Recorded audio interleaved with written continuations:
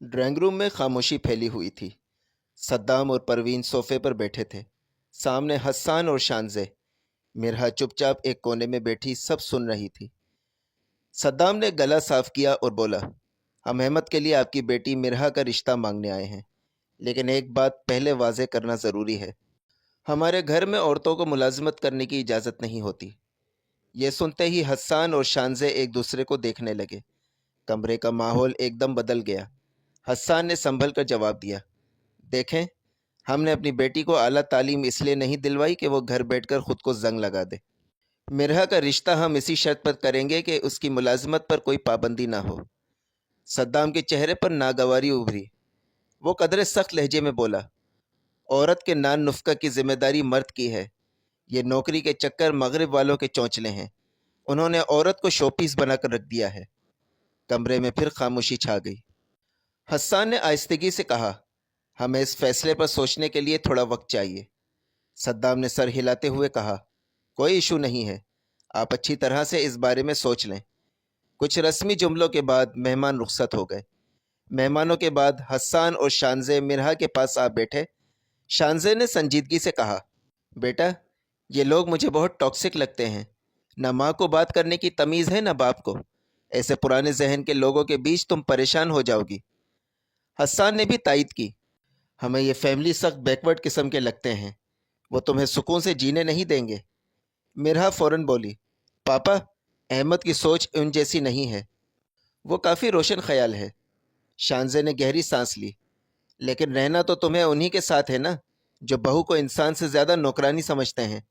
तुमने देखा नहीं, अहमद की माँ कैसे बेशर्मी से कह रही थी कि शाम 5 बजे की चाय मुझे लाजमी चाहिए होती है। अगर 5 मिनट भी देर हो जाए तो मेरे अंदर चिड़चिड़ापन पैदा हो जाता है। मिरहा मुस्कुराई और बोली, मामा, अभी उनकी हर बात मान लेते हैं। शादी के बाद उनको ठेंगे पर रखूंगी, और मुझे कौन सा हमेशा उनके साथ रहना है। मैं अहमद से ज़िद करके अलग घर में रहूंगी। हस्सान कुछ लम्हे सोचता रहा, फिर बोला, सोच लो बेटा, सोच लो बेटा, फिर आगे भुगतना तुम्हें पड़ेगा। मिरहा ने अपने बाप के दोनों हाथ थाम लिए। ओह मेरे प्यारे पापा, आपको मेरी बात पर भरोसा नहीं है। हस्सान ने आहिस्ता कहा, बेटा, मुझे तुम पर तो पूरा भरोसा है, लेकिन उन जाहिल लोगों पर नहीं। शादी हाल रोशनियों से जगमगा रहा था। स्टेज पर सोनिया और हामिद दूल्हा दुल्हन बने बैठे थे। सोनिया ने मैरून रंग का भारी शरारा पहन रखा था, जो उसकी खूबसूरती को और नुमाया कर रहा था, मगर उसका चेहरा वो किसी खिज़ां रसीदा पत्ते की तरह मुरझाया हुआ था। बराबर में हामिद बैठा था, सफ़ेद शेरवानी और सर पर लाल पगड़ी, चेहरे पर फतह की सी मुस्कुराहट। वो खुश था, बहुत खुश। सोनिया कुछ जानती थी। वो अपने ससुराल वालों की फितरत से पहले ही वाकिफ थी। उसके दिल में एक टूटा हुआ जुमला गूंज रहा था, आपी, मैं आपको कभी माफ़ नहीं करूंगी। आपने सिर्फ अपना घर बचाने के लिए मुझे कुर्बान कर दिया। आपकी खुदगर्जी की वजह से मेरी ज़िंदगी जहन्नम बनने जा रही है, लेकिन जो जुल्म आपने सहा है, मैं वो सब नहीं सहूँगी। मैं उन सब को मुँह तोड़ जवाब दूंगी। थोड़ी देर बाद रुखसती का वक्त आया। माँ बाप की आंखें सोनिया को ढूंढ रही थी। वो उम्मीद कर रहे थे कि बेटी आकर गले लगेगी, अलविदा कहेगी, लेकिन सोनिया बगैर पलटे, बगैर गले मिले खामोशी से चली गई। जमशेद की आंखें नम हो गईं। दिल में जैसे कुछ टूट सा गया था। वो नाइला की तरफ देखकर बोला, हमसे बहुत बड़ी गलती हो गई नाइला, हमने अपनी बेटी खो दी। नाइला की आंखों से आंसू बह निकले। वो खामोशी से रोती रही, जैसे माँ होने की सज़ा का बोझ उठाए। सोनिया दुल्हन बने कमरे में बैठी थी। उसका शरारा मैरून रंग का था। चेहरे की रंगत खूबसूरती को और नुमाया कर रहा था, मगर आंखों में एक गहरी सच्चाई और अज़्म की चमक थी। कुछ देर बाद हामिद कमरे में दाखिल हुआ, दरवाज़ा बंद किया और पलंग में आके सोनिया के बराबर में बैठ गया। सोनिया की दिल की धड़कन तेज थी, लेकिन नज़रें झुकी हुई थी। हामिद ने अपनी उंगली सोनिया की ठोड़ी पर रखी, उसका चेहरा अपनी तरफ किया और बेरुखी से बोला, खूबसूरत तो तुम बहुत हो, लेकिन याद रखना, मैं उन शौहरों में से नहीं जो बीवी के हुस्न के पीछे पागल होकर गुलाम बन जाए। एक बात हमेशा याद रखना, तुम मेरी बीवी हो और हमेशा मेरी फर्माबरदारी के साथ ज़िंदगी गुजारोगी। मैं अपने माँ बाप से बहुत मोहब्बत करता हूँ। हमेशा उनका अदब करोगी, उन्हें वक्त पे खाना दोगी, صبح کا ناشتہ پورے فکس 7:30 بجے ابو کو چاہیے، امی کو شام 5 بجے کی چائے لازمی چاہیے، تمام کپڑے ہمیشہ پریس شدہ ہوں۔ جس دن میرے پاس پریس شدہ کپڑے نہیں ہوں گے تو پھر مجھ سے برا کوئی نہیں ہوگا۔ سونیا یہ سب سن رہی تھی مگر وہ پہلے سے تیار تھی۔ اس نے غصے اور طنز کے ساتھ جواب دیا، اچھا تو آپ کو بیوی نہیں اپنے ماں باپ کے لیے نوکرانی چاہیے تھی، تو مجھ سے نکاح کرنے کی کیا ضرورت تھی؟ ایک نوکرانی رکھ لیتے جو آپ کے ماں باپ کے سارے کام کر دیتی۔ حامد نے اسے گھرتے ہوئے کہا، میری بات سنو۔ سونیا نے اسے درمیان میں ہی کاٹتے ہوئے کہا، تم میری بات سنو، جس مقصد کے لیے تم لوگ مجھے بیاہ کر لائے ہو وہ مقصد کبھی پورا نہیں ہوگا۔ میں رضیہ نہیں ہوں، میں سونیا ہوں۔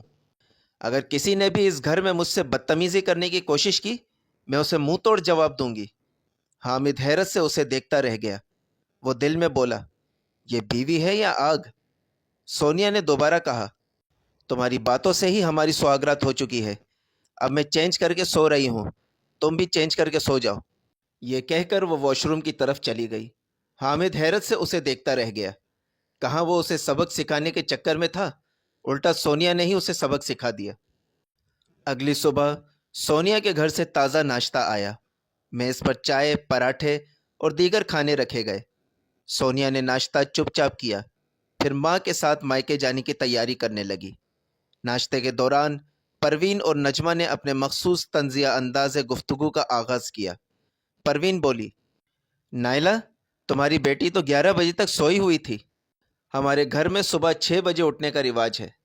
نجمہ بولی، آج کل کے لڑکے لڑکیوں کا بھی الوؤں والا حساب کتاب ہے، رات کو جاگنا دن میں سونا۔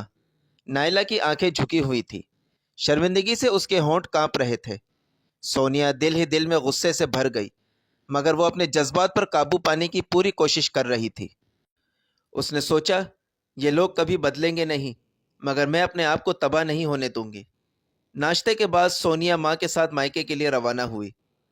پروین اور نجمہ کی ٹون اور سونیا کی خاموشی ایک واضح پیغام تھی، یہ سہاگرات اور یہ گھر سونیا کے لیے آسان نہیں ہونے والے۔ جمعرات کی رات 10 بجے شادی ہال کی لائٹس آف تھیں۔ ہلکی رنگین روشنی میں پورا ہال کسی خواب کی طرح جگمگا رہا تھا۔ مرحا دلہن بنی اندر داخل ہو رہی تھی۔ اس نے فیروزی رنگ کا شرارہ پہنا تھا، ایک ہاتھ اس کی ماں شانزے نے تھاما ہوا تھا اور دوسرا ہاتھ اس کے والد حسان نے۔ وہ دونوں بیٹی کو آہستہ آہستہ ہال کے اندر لائے۔ مرحا کے قدم ہلکے تھے مگر دل تیز دھڑک رہا تھا۔ اسی لمحے احمد اسٹیج سے اٹھا اور آہستہ آہستہ مرحا کے قریب آیا۔ حسان نے بیٹی کا ہاتھ احمد کے ہاتھ میں دیا۔ احمد نے سر ہلا کر مرحا کو اسٹیج تک لے گیا۔ دونوں اسٹیج پر بیٹھ گئے۔ اسی وقت احمد کی بہنیں ناچنے لگیں، ڈھول کی تھاپ گونجنے لگی۔ اچانک ہال کی تمام لائٹس آن ہو گئی۔ کیمرہ مین نے دولہا دلہن کی تصاویر بنانا شروع کر دی۔ اسی شور میں ایک کونے میں نجمہ اسما کے کان میں سرگوشی کرتے ہوئے بولی، محترمہ کے نخرے تو دیکھو، پتہ نہیں کیا سمجھتی ہے خود کو۔ اسما نے ہلکی آواز میں کہا، بھائی تو اس کی خاطر ابا سے لڑ گئے، ہم میں سے کسی میں بھی ہمت نہیں کہ ابا کے سامنے بولے۔ نجمہ نے طنزیہ مسکراہٹ کے ساتھ کہا، خیر جیسے رضیہ بھابھی کو امی اور ابا نے سیدھا کیا ہے اسے بھی کر دیں گے۔ اسما نے ہوں کی ہلکی سی آواز کے ساتھ سر ہلایا۔ اسٹیج پر بیٹھے مرحا اور احمد خوشیوں کی روشنی میں نہا رہے تھے اور ان کے پیچھے اندھیرے میں نفرت کی سازشیں جنم لے رہی تھیں۔ رخصتی کا وقت آیا تو مرحا آہستہ سے کھڑی ہوئی۔ وہ اپنے ماں باپ سے لپٹ گئی اور پھوٹ پھوٹ کر رونے لگی۔ حسان نے بیٹی کے سر پر ہاتھ رکھا اور نرم لہجے میں احمد سے کہا، بیٹا میں نے اپنی بچی کو بہت ناز نخرے سے پالا ہے، اس کا بہت خیال رکھنا۔ احمد نے پراعتماد آواز میں جواب دیا، آپ بے فکر رہیں انکل۔ مرحا کا چہرہ لمحے بھر کو سن ہو گیا مگر اس نے خاموش رہنا بہتر سمجھا۔ نجمہ اور رضیہ کے جاتے ہی دروازہ بند ہوا۔ چند لمحوں بعد احمد اندر آیا اور مرحا کے قریب آ کر بیٹھ گیا۔ احمد نے مرحا کے چہرے پہ ہاتھ رکھتے ہوئے بولا، کیسی ہو میری جان؟ مرحا ہلکی مسکراہٹ کے ساتھ بولی، ٹھیک ہوں، اور بتاؤ کیسے لگ رہی ہوں؟ احمد بولا، بہت خوبصورت، ایسا لگ رہا ہے جیسے میرے باغیچے میں گلاب کا پھول کھل گیا ہو۔ مرحا شرما گئی۔ مرحا نے آہستہ سے پوچھا، احمد کیا تم واقعی مجھ سے محبت کرتے ہو؟ اگر میں کبھی تمہارے گھر والوں سے ٹکرا گئی تو؟ احمد نے اس کا ہاتھ تھام لیا۔ میں تمہارا ساتھ کبھی نہیں چھوڑوں گا مرہا، یہ شادی صرف ایک رسم نہیں، میرا عہد ہے۔ مرہا کی آنکھیں نم ہو گئی۔ اصل میں تمہارے گھر والوں کی نیچر ہی ایسی ہے کہ مجھے بس یہ ڈر ہے کہ میں کہیں اکیلی نہ رہ جاؤں۔ احمد نے اس کی پیشانی پر بوسہ دیتے ہوئے کہا، ایسا کبھی سوچنا بھی مت، اکیلی نہیں ہو تم، میں تمہارے ساتھ ہوں ہر حال میں۔ مرہا نے مسکرا کر سر اس کے کندھے پر رکھ دیا۔ کمرے میں خاموشی تھی، مگر اس خاموشی میں دو دلوں کی دھڑکنیں گونج رہی تھیں۔ اگلے دن صبح مرہا کے گھر سے ناشتہ آیا۔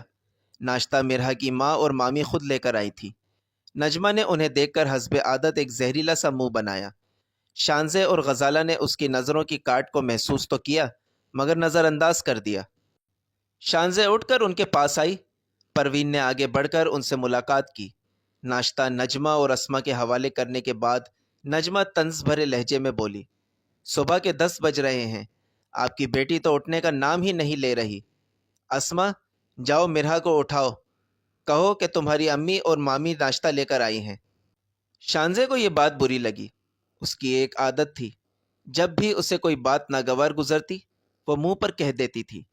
اس نے ہلکی سی زہریلی مسکراہٹ کے ساتھ جواب دیا، ویسے ہمارے پورے خاندان میں نئی نویلی دلہن کو کوئی ڈسٹرب نہیں کرتا، اور نہ ہی اسے صبح 7 بجے اٹھنے کو کہا جاتا ہے، کیونکہ یہ بیچارے خود پوری رات کے تھکے ہوتے ہیں۔ نجمہ فوراً بولی، بھائی میری ساس نے تو مجھے شادی کے اگلے دن ہی جھاڑو پکڑا دیا تھا، پورا گھر صاف کروایا تھا۔ شانزے مسکرا کر بولی، بہت ہی جاہل اور کمظرف قسم کا سسرال ہے تمہارا۔ امید ہے میری بیٹی کا سسرال ایسا نہیں ہوگا، کم از کم ہاتھوں کی مہندی اترنے تک تو انتظار کرنا چاہیے۔ نجمہ لاجواب ہو گئی۔ پروین سب سمجھ چکی تھی، یہ عورت بہت تیز ہے اور اس وقت ماحول خراب کرنا مناسب نہیں۔ سب ڈائننگ ٹیبل پر بیٹھ گئے، ناشتہ کیا، رسمی باتیں ہوئیں، اور پھر مرہا کی ماں اور مامی اپنے گھر روانہ ہو گئیں۔ رسم کے مطابق مرہا کو ان کے ساتھ جانا تھا، مگر مرہا نے کہا، میں ولیمے کے اگلے دن آپ کے پاس آؤں گی۔ ماں نے پیار سے اس کے سر پر ہاتھ رکھا اور بولی، ٹھیک ہے بیٹا۔ ولیمے کے اگلے دن مرہا تیار ہو کر احمد کے ساتھ اپنی ماں کے گھر جانے لگی۔ دروازے پر پہنچ کر احمد نے اپنے والد سے کہا، ابا، ہم مرہا کی ماما کے گھر جا رہے ہیں۔ صدام نے ناگواری سے منہ بنایا، اچھا، یہ تم اجازت لے رہے ہو یا صرف بتا رہے ہو؟ مرہا اور احمد نے ایک دوسرے کی طرف دیکھا۔ احمد نے تحمل سے کہا، ابا، اس میں اجازت کی کیا بات ہے؟ اسے اپنے ماں باپ کے گھر جانا ہے، یہ اس کا حق ہے۔ پروین طنزیہ لہجے میں بولی، اچھا، اس کل کی آئی ہوئی لڑکی نے تمہیں یہ بھی پڑھا دیا ہے کہ ماں باپ سے اجازت لینے کی ضرورت نہیں ہوتی؟ احمد چونک گیا، امی، آپ کیسی بات کر رہی ہیں؟ اس نے ایسا کچھ نہیں کہا۔ صدام نے بات کاٹ دی، اچھا بس، جاؤ یہاں سے، لیکن رات کو واپس اسے لے آنا، رکنے کی ضرورت نہیں۔ مرہا کے دل میں آگ سی لگ گئی۔ اس کی آنکھوں میں آنسو اور غصہ ایک ساتھ ابھر آیا۔ وہ کچھ کہنے ہی والی تھی کہ احمد نے آہستگی سے اس کا ہاتھ تھام لیا۔ چلو مرہا، اس نے نرمی سے کہا۔ مرہا نے خاموشی سے سر جھکا لیا اور دونوں گھر سے نکل گئے، مگر دل میں کئی سوال، کئی دکھ اور کئی آنے والے طوفان ساتھ لے کر۔ کار خاموشی سے سڑک پر چل رہی تھی۔ باہر ٹریفک کا شور تھا، مگر اندر مرہا کی خاموشی زیادہ بھاری لگ رہی تھی۔ اس کی نظریں کھڑکی سے باہر جمی تھیں، چہرے پر اداسی اور آنکھوں میں ضبط کا درد صاف جھلک رہا تھا۔ احمد نے اس کی طرف دیکھا اور نرمی سے بولا، یار، میری امی ابا کی باتوں کا برا مت منانا، وہ زبان کے تیز ہیں، دل کے برے نہیں ہیں۔ مرہا نے آہستہ سے سانس لی، پھر رخ اس کی طرف کیا۔ احمد، مجھے اس طرح کے لہجے کی بالکل بھی عادت نہیں ہے، میرے ماں باپ نے بھی مجھ سے کبھی اس طرح بات نہیں کی۔ احمد نے اسٹیئرنگ مضبوطی سے پکڑ لیا۔ میں جانتا ہوں، لیکن وہ اپنی جگہ، تم اپنی جگہ، بس تھوڑا برداشت کر لو۔ مرہا کی آواز بھرا گئی۔ برداشت؟ کیا ہر بات پر برداشت ہی کرنا عورت کی ذمہ داری ہے؟ عزت بھی تو کوئی چیز ہوتی ہے احمد۔ احمد نے ہلکی آواز میں کہا، میں تمہاری عزت کرتا ہوں مرہا۔ مرہا نے نم آنکھوں سے اسے دیکھا۔ مجھے تم پر شک نہیں ہے، مجھے ڈر ہے کہ کہیں تم بھی ایک دن ان کی طرح نہ بن جاؤ۔ کار میں پھر خاموشی چھا گئی۔ کار آگے بڑھ رہی تھی۔ مگر دونوں کے دل کسی اور ہی موڑ پر رکے ہوئے تھے۔ رات کے 10 بج رہے ہیں۔ ڈرائنگ روم میں خاموشی چھائی ہوئی تھی۔ دیوار پر لگی گھڑی کی ٹک ٹک مرحا کے دل کی دھڑکن جیسی لگ رہی تھی۔ وہ صدام کے سامنے کھڑی تھی۔ احمد اس کے پاس ہی کھڑا تھا۔ سامنے صدام اخبار پڑھ رہا تھا، جبکہ پروین موبائل میں مصروف تھی۔ اچانک پروین نے موبائل رکھتے ہوئے طنزیہ انداز میں کہا، آج تو بڑی جلدی واپس آ گئی ہو، لگتا ہے ماں کے گھر میں زیادہ مزہ نہیں آیا۔ مرحا نے نظریں جھکا لیں۔ احمد نے گہری سانس لی۔ احمد نے کہا، کیا ہو گیا ہے امی؟ ہفتے میں ایک دن تو میکے جانا اس کا رائٹ ہے۔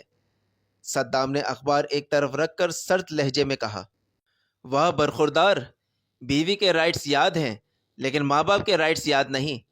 یاد رکھو احمد، تم ایک مرد ہو، ہر بار بیوی کے میکے کے چکر لگا کر ہلکے مت بنو۔ مرحا کا دل زور سے دھڑکا۔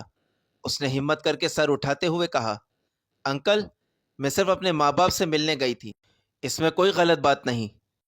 پروین نے تیزی سے رخ مرحا کی طرف کرتے ہوئے کہا، ابھی جمعہ 8 دن ہوئے بیاہ کر آئی ہو اور زبان بھی چلنے لگی ہے۔ مرحا نے پروین کی آنکھوں میں دیکھتے ہوئے کہا، زبان نہیں، حق بات کر رہی ہوں۔ کمرے میں سناٹا چھا گیا۔ احمد نے گھبرا کر مرحا کی طرف دیکھا۔